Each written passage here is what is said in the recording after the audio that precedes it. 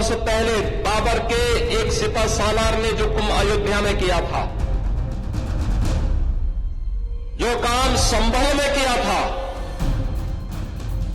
और जो काम आज बांग्लादेश के अंदर हो रहा है, तीनों की प्रकृति, तीनों का डीएनए एक जैसा है। आपको बांट करके फिर काटने का और कटवाने का पूरा इंतजाम भी कर रहे हैं। ये बांटने वाले लोग, बहुत सारे लोग ऐसे हैं जिन्होंने दुनिया के तमाम देशों में प्रॉपर्टी खरीद करके रखी हुई है। यहां संकट आएगा वहां भाग जाएंगे, मरने वाले मरते रहेंगे। यही करेंगे लोग। ये जोड़ने के कार्य को अगर हमने महत्व दिया होता, सामाजिक विद्वेष को आगे बढ़ाने और समाज को तोड़ने की समाज के दुश्मनों की रणनीति को सफल नहीं होने देते, ये देश कभी गुलाम नहीं होता। हमारे तीर्थ अपवित्र नहीं होते। चंद मुट्ठी भर आक्रांता आकर के भारत को पद्दलित करने का दुस्साहस नहीं कर पाते। भारत के वीर योद्धाओं ने रौंद डालते, लेकिन हमारी आपसी एकता में बाधा पैदा करने वाले लोग वे सफल रहे। और उन्हीं की जो जीन्स है वे आज भी हैं, जो जाति के नाम पर राजनीति करके सामाजिक ताने बाने को छिन्न भिन्न करने का प्रयास कर रहे हैं। दुश्मन बगल के देश में किस प्रकार का कृत्य कर रहे हैं, याद रखना। किसी को अगर गलतफहमी हो, 500 वर्ष पहले बाबर के एक सिपह सालार ने जो कुंभ अयोध्या में किया था, जो काम संभव में किया था, और जो काम आज बांग्लादेश के अंदर हो रहा है, तीनों की प्रकृति, तीनों का डीएनए एक जैसा है। गलतफहमी में मत रहना। अगर कोई ये मानता है कि वो बांग्लादेश में हो रहा है, तो यहां भी बांटने वाले तत्व उनके लिए बेट बनकर के खड़े हो रखे हैं, पहले से खड़े हैं। वे समाज के सामाजिक ताने बाने को छिन्न भिन्न कर रहे हैं, सामाजिक एकता को तोड़ करके, आपको बांट करके फिर काटने का और कटवाने का पूरा इंतजाम भी कर रहे हैं। ये बांटने वाले लोग, बहुत सारे लोग ऐसे हैं जिन्होंने दुनिया के तमाम देशों में प्रॉपर्टी खरीद करके रखी हुई है। जहां संकट आएगा वहां भाग जाएंगे, मरने वाले मरते रहेंगे। यही करेंगे लोग। और इसीलिए आप सबसे मैं कहने के लिए आया हूं, हमने अगर प्रभु को अपना आराध्य माना है, उनके प्रति समर्पण का भाव है, ये तब तक अधूरी है जब तक हम उनके उच्च आदर्शों से कुछ प्रेरणा प्राप्त करके अपने जीवन को उसके अनुरूप में डाल दें, और उसके अनुरूप तैयार करना, अपने आप को उसके अनुरूप करना है। रामायण का तो एक एक दृश्य अत्यंत प्रेरणादायी है, अत्यंत प्रेरणादायी है। याद रखना, देश का जो भारत दुनिया का सबसे पहला महाकाव्य कोई आया है, वो महाकाव्य महर्षि वाल्मीकि का रामायण ही माना जाता है। लौकिक संस्कृत का इतना अच्छा महाकाव्य दुनिया के अंदर कहीं नहीं है, किसी के पास नहीं है। एक धरोहर है आपकी। प्रभु को भी स्थानीय बातें बहुत अच्छी लगती है। तुलसीदास जी ने रामचरितमानस भी अवधी भाषा में रची, कितना लोकप्रिय होगा, पूरे देश के अंदर छा गया। यानी ये धर्म के दोनों हेतु को, सांसारिक उत्कर्ष का भी और निश्रेयस की पथ का भी अनुसरण करने की एक नई प्रेरणा प्रदान कर देता। एक साथ ये दोनों हमारे पावन ग्रंथ हम सबको एक नई प्रेरणा प्रदान कर रहे हैं। और बहनों और भाइयों, उन्हीं भावों को आगे बढ़ाने के लिए याद करिए, जब प्रधानमंत्री मोदी जी यहां पर आए थे, उन स्मृतियों को हम जीवंत बना सके, उसी के लिए अयोध्या में यह कार्य प्रारंभ हुआ। पहले अयोध्या धाम को उसका पुरातन गौरव प्राप्त हो। हम लोगों ने 2017 में यहां पर रामायण मेले के आयोजन को आगे बढ़ाया। यहां पर 2017 में दीपोत्सव के कार्यक्रम को आगे बढ़ाया। दीपोत्सव के कार्यक्रम ने आज एक नई ऊंचाई छुई है। आपने देखा होगा गत वर्ष दीपोत्सव के कार्यक्रम में दुनिया के 54 देशों के राजदूत और दूतावास के अधिकारीगण यहां आए थे। उस कार्यक्रम में कितने अभिभूत थे। लगातार 8वें वर्ष में उसने एक नए कीर्तिमान के साथ आगे बढ़ा है। राम जी की पीढ़ी, अयोध्या की सड़कों का चौड़ीकरण, अयोध्या में जो यात्री विश्रामालय बने हैं, अयोध्या के मठ और मंदिरों के सुंदरीकरण का कार्यक्रम, अयोध्या का सड़क मार्ग से, रेल मार्ग से और वायु मार्ग से जुड़ाव। ये देखो, हजारों वर्ष के बाद अयोध्या में एयरपोर्ट बन पाया और अब तो इंटरनेशनल एयरपोर्ट हो गया।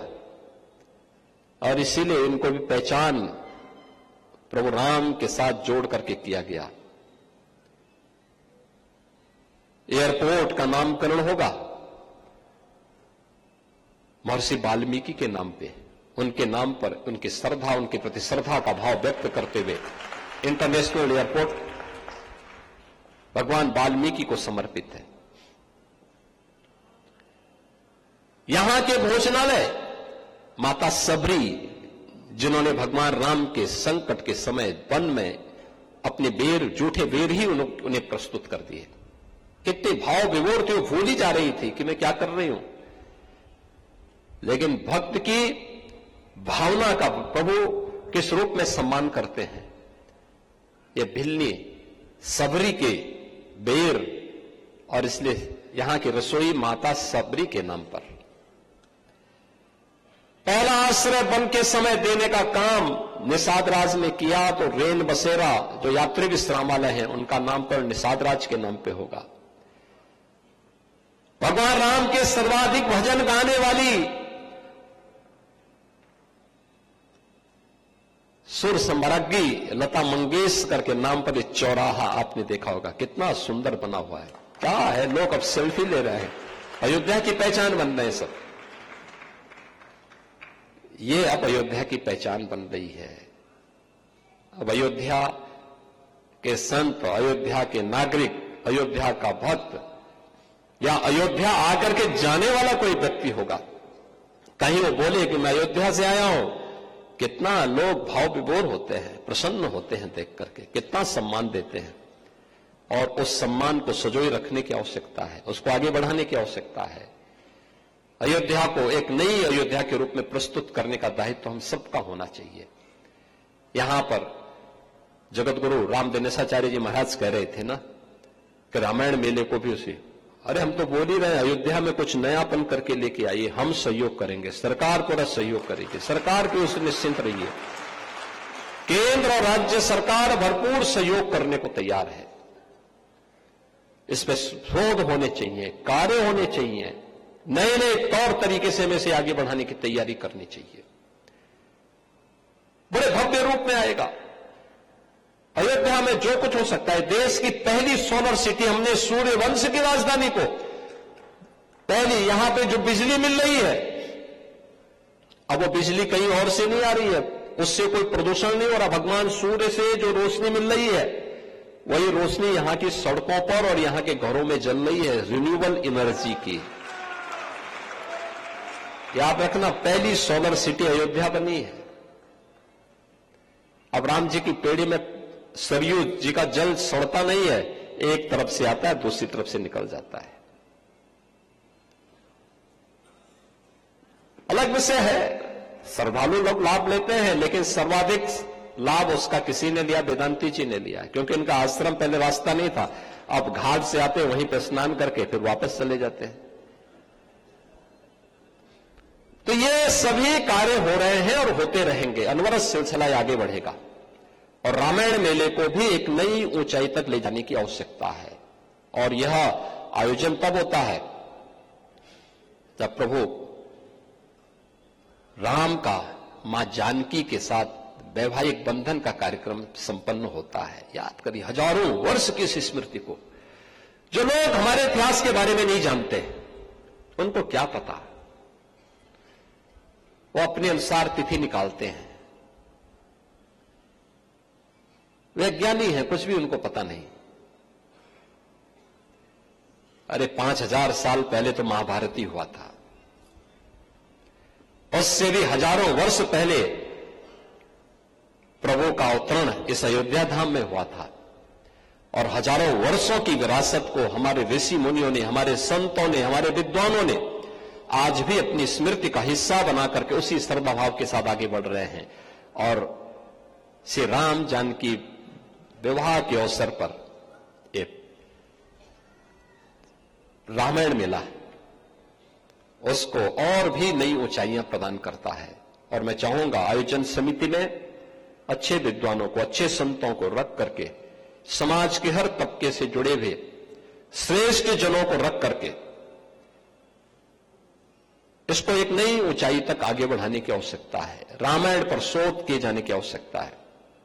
और यह हमारा सौभाग्य है कि हमारी सरकार चित्रकूट धाम को भी सुंदरीकरण के बड़े कार्यक्रम को आगे बढ़ा रही है। लालापुर जहां महर्षि वाल्मीकि का जन्म हुआ था, उसके सुंदरीकरण के बड़े कार्यक्रम को आगे बढ़ा रही है। और राजापुर जहां संत तुलसीदास जी का जन्म हुआ था, वहां पर भी सुंदरीकरण के एक बड़े कार्यक्रम को लेकर के हमारी सरकार काम कर रही है। यह सिलसिला लगातार चलेगा। आध्यात्मिक और सांस्कृतिक विरासत को संरक्षित करते हुए सांसारिक उत्कर्ष के लिए भौतिक कार्यों को भी आज की आवश्यकता के अनुरूप हम एक नई ऊंचाई तक पहुंचाने का कार्य करेंगे। इस संकल्प के साथ रामायण मेला आयोजन समिति जिस प्रकार से सहयोग की अपेक्षा करेगी, सरकार उसमें भरपूर सहयोग करेगी। मैं 45वें रामायण मेला के शुभारंभ के अवसर पर आप सबको बधाई देता हूं, अपनी शुभकामनाएं देता हूं और विश्वास व्यक्त करता हूं कि प्रभु के उन उच्च आदर्शों से प्रेरणा प्राप्त करके हम सब प्रधानमंत्री मोदी जी के एक भारत श्रेष्ठ भारत के निर्माण में अपना योगदान देंगे। आप सबके प्रति मेरी मंगलमय शुभकामनाएं। धन्यवाद। जय हिंद। जय जय श्री राम।